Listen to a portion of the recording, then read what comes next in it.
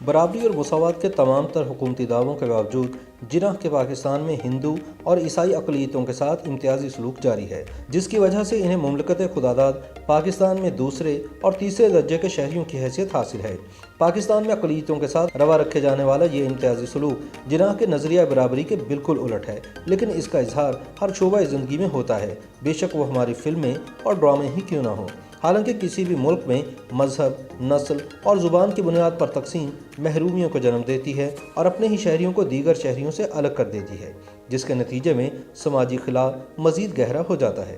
اگر ہم پاکستان میں بننے والی فلموں اور ڈراموں میں دکھائے جانے والے کرداروں پر غور کریں تو پتہ چلے گا کہ ان میں آج دن تک کوئی بلوندر سنگھ، کوئی سریش کمار، کوئی جوزف اداکار کے طور پر بھی سامنے نہیں آ سکا۔ اس کی بنیادی وجہ شاید یہ ہے کہ ہمارے لکھاریوں کے نزدیک بھی پاکستان میں مسلمانوں کے سوا عیسائی، ہندو یا کسی اور مذہب کے لوگوں کا وجود کوئی حیثیت نہیں رکھتا۔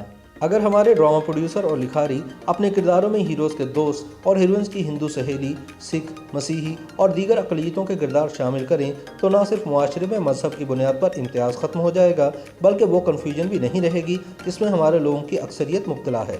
اس سے انکار نہیں کہ دنیا بھر میں دیگر میڈیا ذرائع کی نسبت فلمیں اور ٹی وی ڈرامے لوگوں پر زیادہ اثر انداز ہوتے ہیں۔ فلمیں اور ٹی وی ڈرامے دیکھنے والوں کی بڑی تعداد نہ صرف ان کے کرداروں کا اثر لیتی ہے، بلکہ اکثر لوگ ان کرداروں کی نقل بھی کرتے نظر آتے ہیں۔ ایک زمانہ تھا جب فلموں کے لیے ضروری تھا کہ ان کا اختتام اچھے پیغام کے ساتھ ہو، تاکہ لوگ جب سینما گھروں سے باہر نکلیں تو ایک مثبت اثر ساتھ لے کر جائیں۔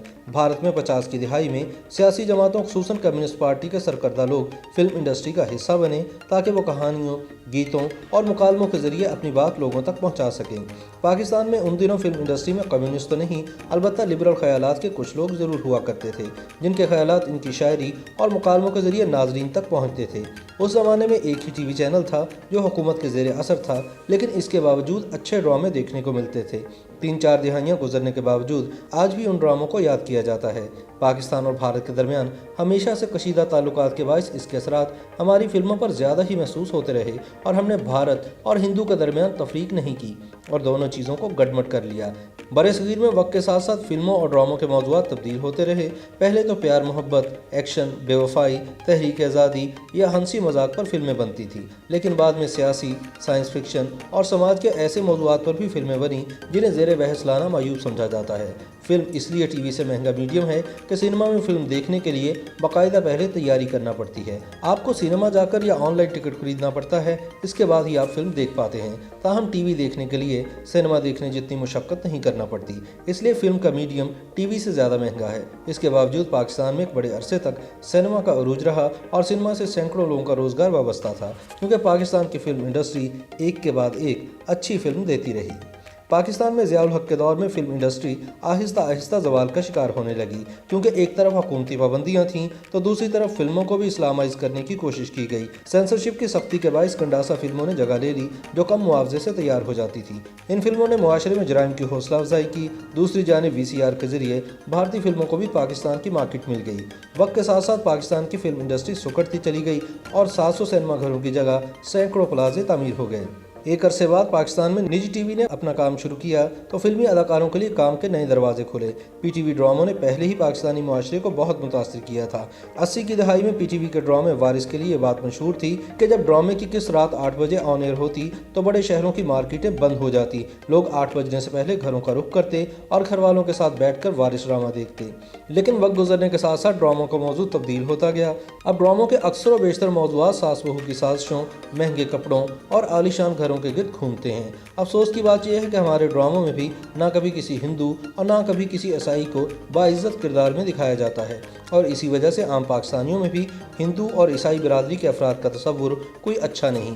عام آدمی کی اس طرح کی رائے بن جانے کا ایک سبب یہ ہے کہ ہماری ریاست نے خود اس تاثر کو ختم کرنے میں کبھی کوئی کردار ادا نہیں کیا۔ ہمارے یہاں آج بھی ہندو کا ذکر ہو تو اسے بھارت کے ساتھ جوڑ دیا جاتا ہے۔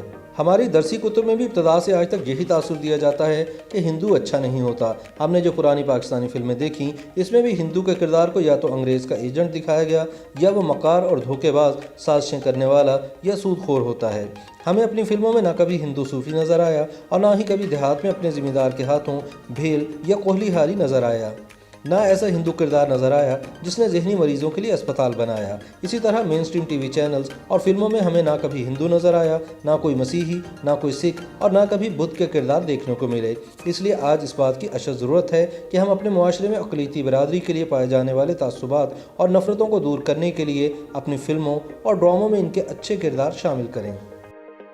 YouTube پر گوگلی انٹرٹینمنٹ دیکھنے کے لیے youtube.com کی سرچ بار میں گوگلی انٹرٹینمنٹ ٹائپ کریں۔ گوگلی انٹرٹینمنٹ کے پیج پر سرخ رنگ کے سبسکرپشن والے بٹن پر کلک کرنا نہ بھولیے۔ YouTube پیج پر اپلوڈ ہونے والی ویڈیوز سے باخبر رہنے کے لیے بیل آئیکن پر کلک کیجیے، آپ کو ہر نئی ویڈیو کے بارے میں نوٹیفیکیشن موصول ہو جائے۔